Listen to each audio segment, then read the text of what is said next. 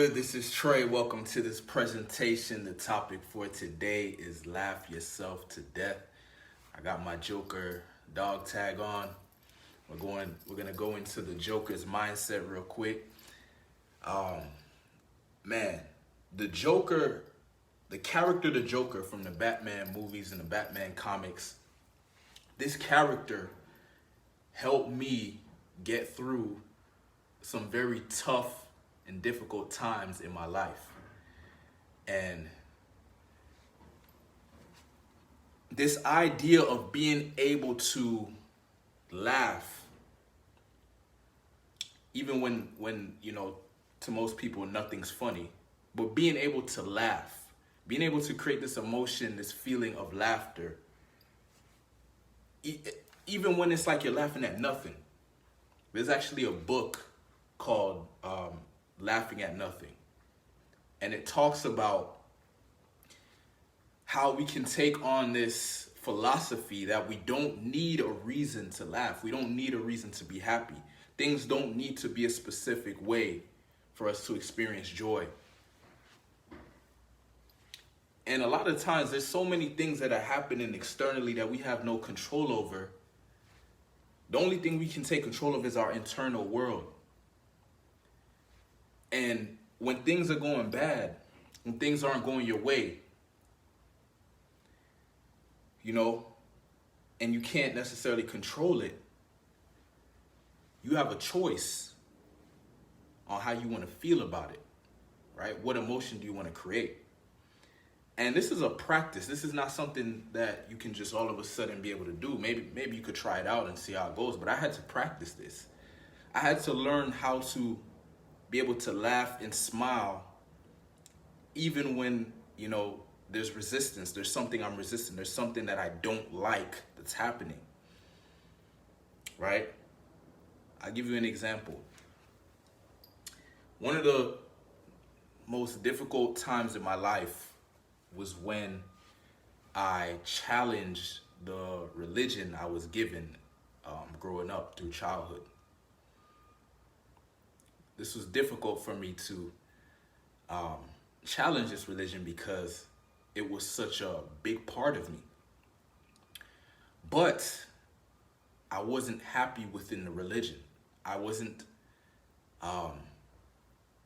experiencing feelings and emotions that I deem to be positive and the type of emotions I would like to feel if I'm a part of a religion that I want to be a part of.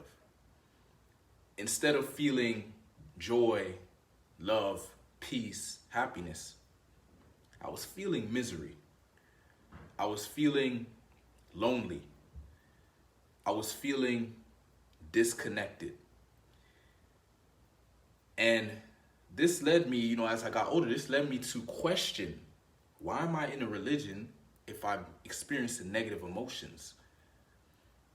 And so I began to challenge the religion, okay? And how I was able to challenge it was I started looking into religion. I started going and having conversations with people in different denominations, like, Jehovah's Witness and Church of God this and this kind of church and that kind of church.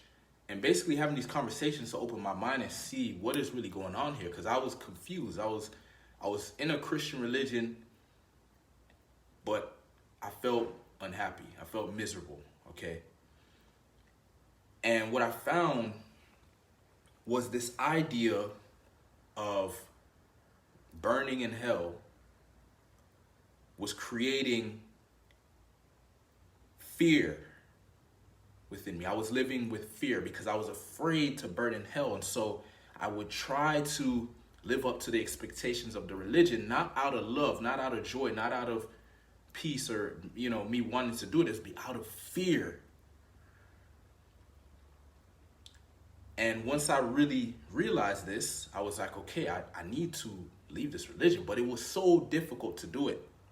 And it was painful because it's a part of me. It's like destroying a part of yourself. When you've lived in a certain way, had a certain way of being for so many years, it's very hard to detach from it. That's why people have a hard time detaching from relationships, detaching from their whole identity, because it's so many years you've been identifying with a way of being, and then now you're challenging it. And so, you know, with this challenge to my religion, I started going in, I found myself in another religion. There was, I said, okay, one of the issues I found with my religion is that I felt like I was there because of fear, but I wasn't 100% sure. So I found myself seeking to see if there was a true religion, if there was a religion that had the truth. And essentially I would say, okay, the religion that matches up with the Bible the most. That's what I did. I try to find a religion that matches up with the Bible. And because I set that intention, if you believe in the law of attraction, I attracted someone who basically came and preached to me and said, hey, we have the truth of the Bible. We have the truth of the gospel, whatever. And he started showing me the Bible and started showing me some teachings within the Bible. And everything they talked about within that specific church, they always referenced the Bible, and they would show you the scripture, and make sure it lined up in scripture. However, there was one thing that they did. They would use the scripture to back up their beliefs, but they would go from one scripture and then connect it with another one, and go over here and connect it with that one, and right, so it could make sense. And then and one of the things they also said is if you go and you try to go on the internet or do your own research, you're basically going into Satan's world, or going into the devil's world, or whatever. But since I was a part of religion, I was kind of believing that stuff. But as I stayed in that religion, this whole fear thing started to come back again, right? They started talking about, oh, if you don't keep the Passover, then you're gonna die, and this and that. And I was like, here we go again. They're using this fear thing. And so I just came to this understanding. This is just my personal experience. I'm not saying anyone, I'm not saying bashing religion or anything, but I'm just saying my experience. It felt like I was being controlled by fear. And so once again, I tried out another religion, and I felt the same experience, fear. And after being in that church for some time, I kept questioning it, and there's too much doubt. There's too much, I wasn't able to really vibe with it, right? And so I left. Now, once I left the religion, it's like I was in this very strange place. I was like, so now what? If my religion that I was grown and raised with, it doesn't resonate with me anymore, and I don't believe it to be true, then what is the purpose of life? What's going on here? And so I found myself in a very strange position. I found myself becoming nihilistic, okay? Believing that there's no purpose to the world, okay? And I started to get kind of dark, okay?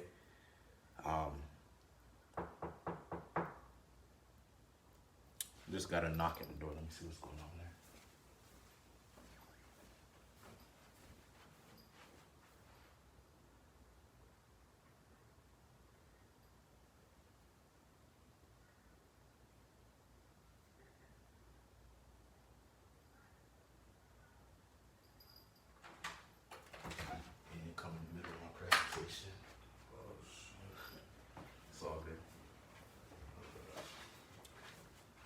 All right, so where was I? So I left the religion, and I was in a very strange place, right? I started to get to this place where I felt like, okay, what was the point? What's the point of existence? Why are we here? And then I guess the term is nihilistic, right? Where you don't believe there's any purpose. And so there's no any purpose to life. There's no purpose to life. And so this strange place that I was in, it was getting dark. It was getting dark. So I tried to figure out how can I make sense of the fact that I lost my religion, something that was so important to me at one point, something I was raised with, something that gave me purpose in life, and now I was in a place where I had no purpose. I mean, think about that. Like, I didn't know what to do next. And for some reason, this character of the Joker popped into my head. It makes sense now because if you know anything about the Joker's story, the storyline of the Joker, he basically he lost his wife. He lost his child in a fire, I believe. And this was right after he just got fired from being a comedian, I believe it was. And so he basically just got to like the worst point of his life, right? It was the worst point of his life. And he got to this point where he was like, what's the point of life? I just got fired from my job. I just lost my wife. I just lost my child. And I believe he became a criminal, I believe, after that, right? He got involved with some guys that were some thugs or whatever. And they basically were gonna rob some bank or something like that. And he joined them. And when he went to rob the place, I guess the guys got away, but he didn't. And then Batman shows up. And Batman comes and scares him or whatever, and he falls in some liquid pool or whatever of some acid or whatever. It distorts his face and his skin, and then his face gets white and all type of crazy shit happens. And then he doesn't realize it until later. He goes and looks in the mirror, and then he sees his face. He realizes that he just lost his wife. He just got fired from his job. He lost his child, and then he starts laughing. Now, when I think about that, I'm like, I mean, it's either you're gonna laugh or you're just gonna get very dark and very depressed. And I was able to take that. Maybe not everyone would think this way, but I was able to take that and see that as a way to make sense of the world, right? I can't control what's going on externally. Your whole world can crumble on you. Something that was a part of your life for a long time you can lose it, like your religion, or you can lose someone. And not to say that you should laugh at that, but how I took it is you can choose how you respond to life. You can choose to laugh.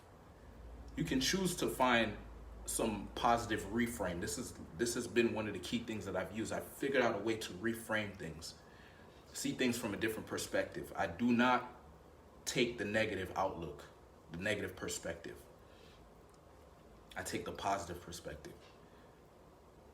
And this Joker character, he helped me get through that time when I lost my religion and I was starting to question the purpose of life. The idea that you can choose your response to life, to me, it gives you a sense of power, right? When everything is going wrong externally and you can't do anything about it, you always have the choice of how you respond to it internally. And the character of the Joker showed me that. Okay, it's a fictional character, but in a time like that, when you truly are in a tough time and you don't know what to do, whatever helps, whatever seems to ease the pain or be an opportunity or an outlet to a better experience, you're gonna take it. And for me, that's what it was.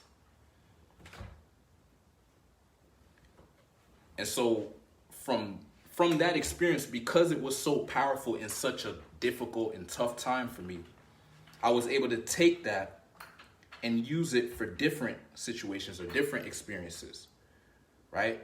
So let's look at like a more lighter subject. Let's look at because my dating life was a tough area for me, you know, as well, growing up.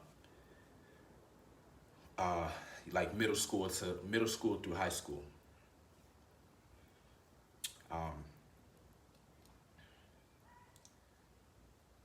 So going out and working on my social skills, working on my confidence, overcoming my insecurities, that was not an easy process.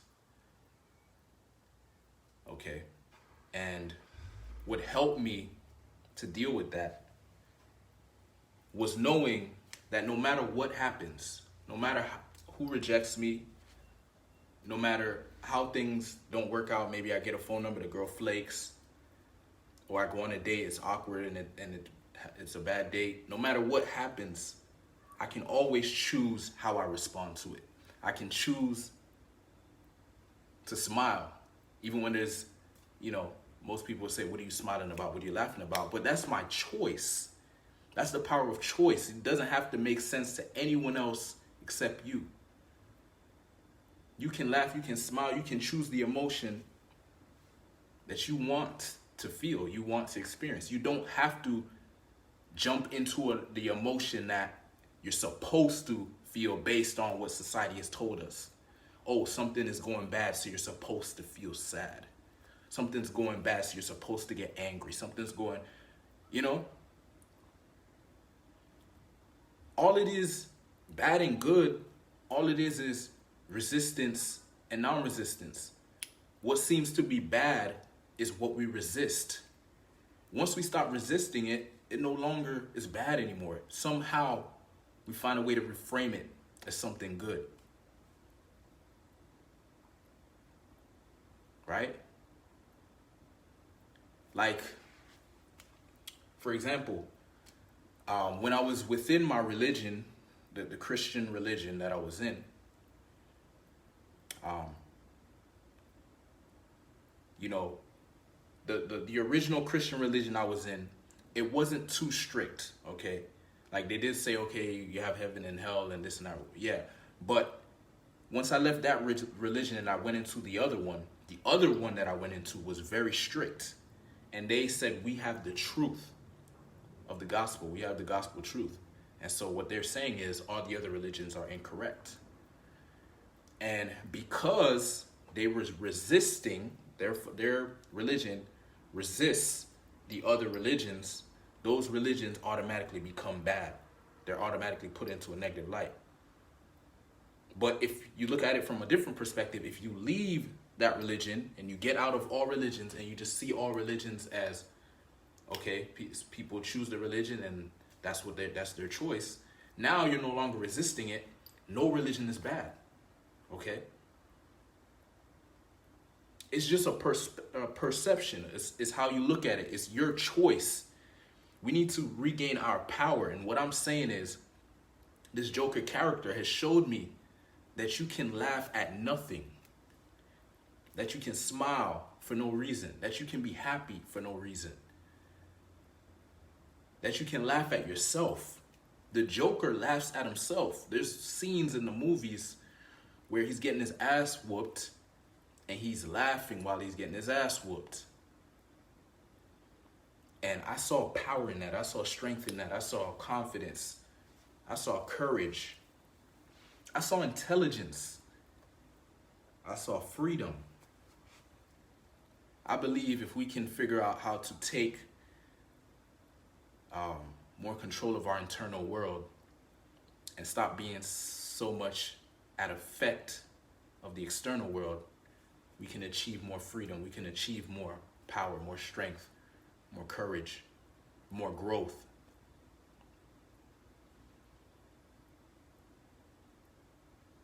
So this idea of laughing yourself to death, what do I mean?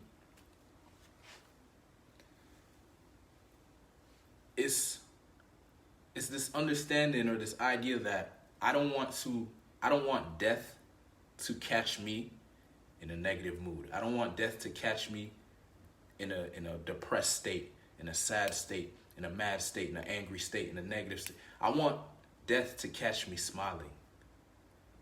I want death to catch me experiencing joy. I want to die doing what I love. I want to die smiling. I want to die with a frame on life that it's all good.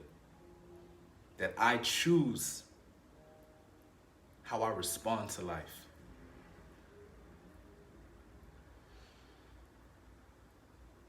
This is a practice. This is something that's really powerful. You can try this.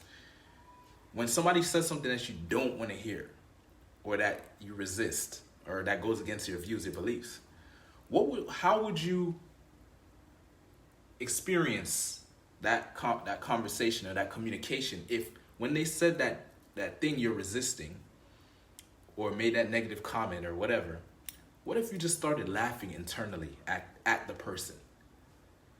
Laughing at them because they actually think that they can affect you with their communication.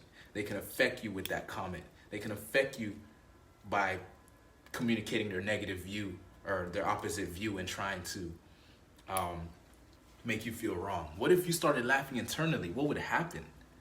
They would feel that energy and they would start questioning themselves like, wait, what's going on here? What is this feeling that's coming up? Because they're expecting you to resist, right? When people try to come at you and say some shit to throw you off or make you feel bad or whatever, they want you to get upset, they want you to get mad. But what if you start laughing internally? You don't have to bust out laughing, but this is a practice, man. This is what I learned from the character, the Joker.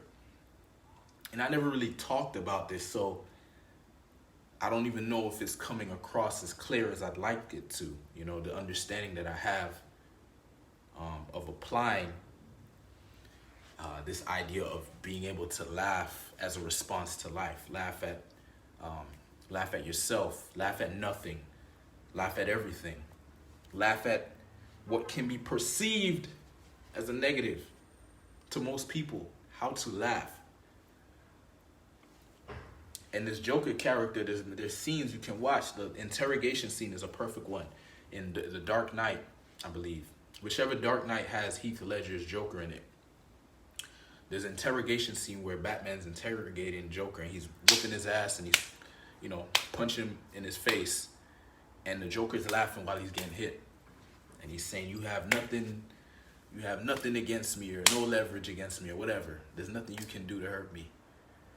And I'm like, yo, that's powerful. Like, that's philosophical, right? If you can somehow apply that, not literally like you're laughing and getting punched in your face, maybe even literally, that's pretty powerful if you ask me. If I saw someone getting punched and they were laughing, I would see a lot of power in that. I don't know how effective it is as far as a defense in that situation, but when we're talking about external things happening in the world that can create a negative mood within you or a negative emotion within you, I have decided that I'm not going to be at effect of the external world. I'm going to come from a place of cause. I'm going to choose the emotion, the feeling I want to feel,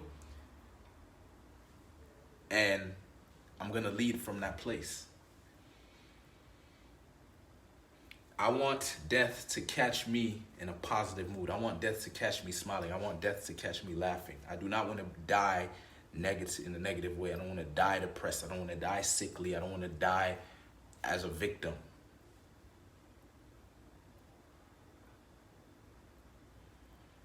I don't want to be at effect.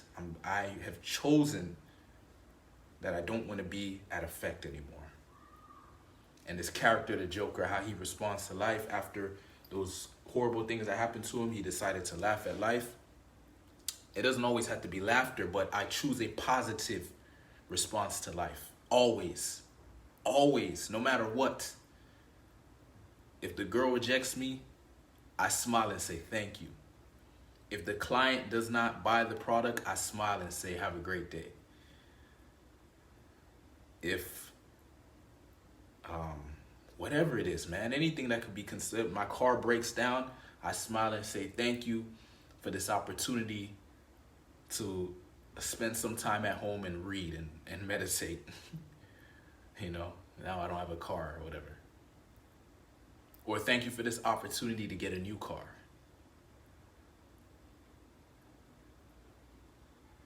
Or whatever it is, man. It's just choosing your response to life. No longer being a puppet on a string.